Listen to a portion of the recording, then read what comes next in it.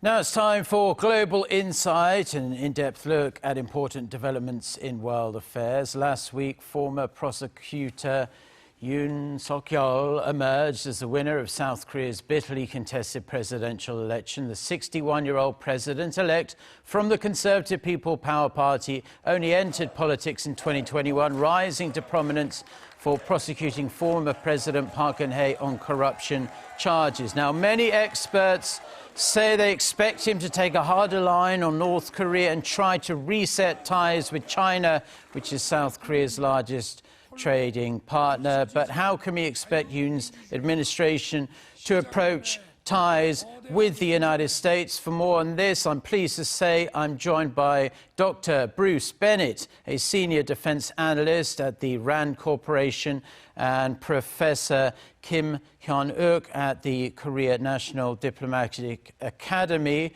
Thanks to both of you for joining us.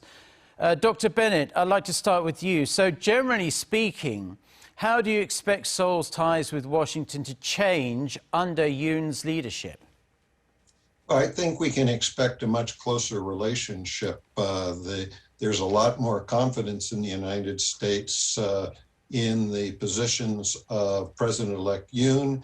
And there's a recognition in the United States that the previous policies have failed. Peaceful coexistence failed because Kim Jong-un refused to pursue it. And strategic patience has failed. We need new policies, and I think this gives President-elect Yoon a real opportunity. The Biden administration is preoccupied with a lot of other things. They would likely accept suggestions from President-elect Yoon's team. And Professor Kim, same question to you then. Do you think the Biden administration will prefer working with soon-to-be President Yoon compared to President Moon Jae-in? Yes, I think the U.S.-South Korea relationship has been pretty much, underestimated for many times. Under the Trump and Moon government relations, there was no 2+2 meeting, which has been an ongoing meetings between U.S. and South Korea, which is two secretaries of defense and foreign affairs, four people meeting together to talk about the alliances and two countries' strategic objectives. And also, I think President-elect Yoon also talked that he wants to develop the alliance into a comprehensive strategic alliance, which means that the relationship will be substantially expanded into regional and global. For now, the regional relationship has been pretty much dormant. I mean, the South Korean participation on the U.S. Indo-Pacific strategy has been very much, passive. So I think in this sense, it will be much more active than before on the relationship between U.S. and South Korea. Okay, so both of you sounding rather optimistic about how things might turn out in regards to South Korea-U.S. relations going forward. Dr. Bennett, turning back to you, do you think that the Biden administration will find Mr. Yoon's more hard-line, hawkish position towards North Korea much more palatable than President Moon Jae-in's well-documented now dovish policies toward the North?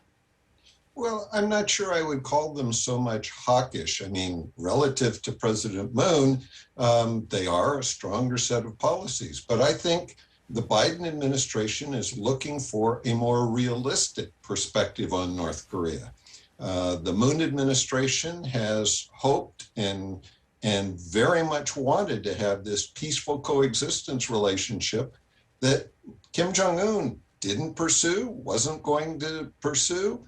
And I think President Yoon has a much more realistic perspective that we need to offer North Korea both carrots and sticks. Let's try to improve the relationship, but let's also take any North Korean bad behavior and make sure that they understand that there will be penalties for that.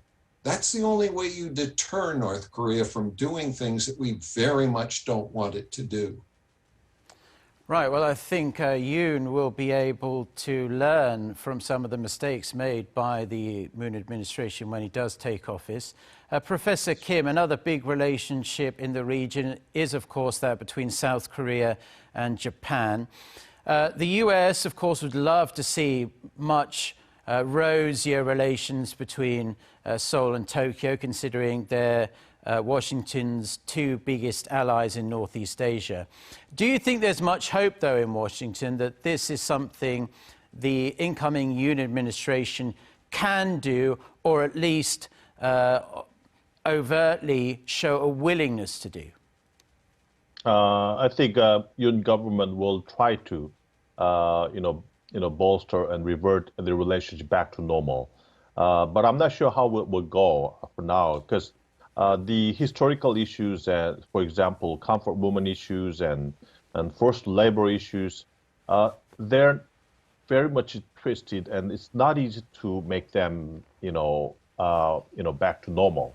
Maybe two countries can make other issues to be some common issues to cooperate with each other. For example, when you look at what Biden government have done last year, it had made an agreement with Japan and with South Korea and even with G7 members, some important issues like bolstering the global supply chains initiatives around the United States with Japan and with South Korea, and also agreed upon the importance of Taiwan Straits, prosperity and peace and stability.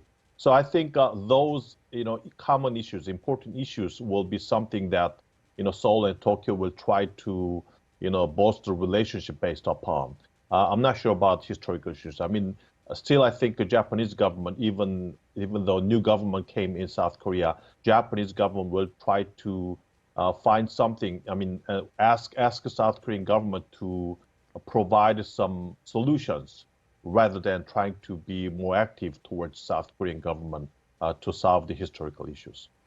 Yeah, it's such an extraordinarily complex situation that you find it hard to imagine much positive momentum in one direction in regards to Seoul-Tokyo ties. But I want to move on to China now, because, of course, China's influence on the global stage is rising by the day, it seems. Dr. Bennett, it's generally the case that the first overseas trip by a new South Korean president is to the United States. Do you also expect this to be the case with Yoon? And how soon after taking office do you expect him to go? And would you think that President Biden will really roll out the red carpet for then President Yoon? Well, I've heard some rumor that there is going to be a Quad meeting in the region, perhaps in late May, that President Biden may choose to attend. And if that's the case, the trip may be to the Quad meeting to have a summit meeting between President Yoon and President Biden on the side of that meeting. So that may be the opportunity that first comes up. But I think there will be lots of effort to have the US and South Korea have summit meetings early on where they share thoughts. And I am hoping that President Yoon will put together some innovative policies, because the historical policies have failed. You need new thoughts and new ideas. And I think the Biden administration is very much anxious to get those ideas and try to develop more effective policies. Okay, and Dr. Bennett, one more time, I'd like to ask you a question before going back to Professor Kim. What do you think that President Biden is going to ask of you when it comes to how South Korea should deal with China? China's a difficult problem because so much of South Korea's trade is with China.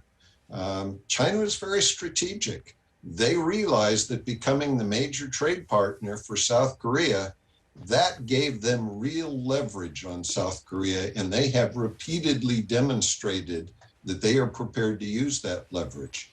I think President Biden's team understands that it is difficult for South Korea right now because of the leverage that China has. I think Biden's team will want to talk with President Yoon about adjusting the trade patterns for South Korea, but that is a very difficult and long-term approach. And in the meantime, I think the Biden administration is going to have to be patient because of the leverage that China has and the involvement that South Korea has with China. And Professor Kim, similar question to you regarding China. Do you think that President Biden will have any success in trying to gradually move Yoon away from at least strong diplomatic relationship with Beijing? And if they do try and push for that, how do you expect Yoon to react to such a proposal? Yes, I agree with Bruce that basically, President-elect Yoon's position will be, tilting towards the United States over China, rather than a long-time traditional, position of South Korea, which has been, trying to be balanced between U.S. and China. But the problem is how much, South Korea can be tilting towards the United States. Are we ready to be away from China on economic terms? Have we already diversified our, orientation on markets and labors away from China? Those are the things that we have not been, ready yet. So, and also China is very keen to military issues. I mean, President-elect Yoon mentioned that he will cancel out 3 no policies with China, which is all related to military issues, and China is very keen to those issues. So how much we can be away from China? We know that we are tilting towards the United States, but the important issue is how much we are able to be away from China and towards the United States. I think that's the issue. That's something we have to discuss with the United States. And Dr. Bennett, President Biden not only has a lot of things on his plate when it comes to what's going on internationally, but also domestically. A number of issues have seen his approval ratings go on a bit of a slide in recent months. High inflation, high cost of gas at the pump, and there are a fair few analysts out there saying that there's a real chance the Democrats could not only lose the House, but also the Senate in the midterms in November, which would essentially make President Biden a lame duck for the remainder of his term. And there's a lot of talk about if he'll even try and run again anyway, considering how old he is. Do you think that's a factor in the back of Yoon's mind as well, something he will take into account? Well, I think we have to recognize that in American politics, some presidents get the advantage of their party controlling both houses of Congress. And during such a period, they can pretty much determine U.S. policies. That probably won't be the case after the November elections. It's quite possible that the Republicans will control one or more of the houses of Congress. That means that the president needs to become more balanced in his approach. He needs to be prepared for compromises that meet the needs of both parties and the broader U.S. population. That's a difficult position to be in, but there are presidents who've handled that very well, and it will be interesting to see how Biden does. He probably will have a short period of time after the election where he's given a chance to try to be a compromising president, someone who can work with both parties and with all Americans. But I think if that doesn't work out very well, we're probably looking for a different candidate for the Democrats in 2024. Yeah, 2024 is going to be quite the election to keep an eye on, one would imagine, considering Biden's predecessor keeps making noises about potentially running again, of course. Dr. Bennett, Senior Defense Analyst at the Arirang Corporation, and Professor Kim Hyun-wook at the Korea National Diplomatic Academy. We appreciate you coming on and sharing your insights with us today. Thank you. Thank you. Thank you.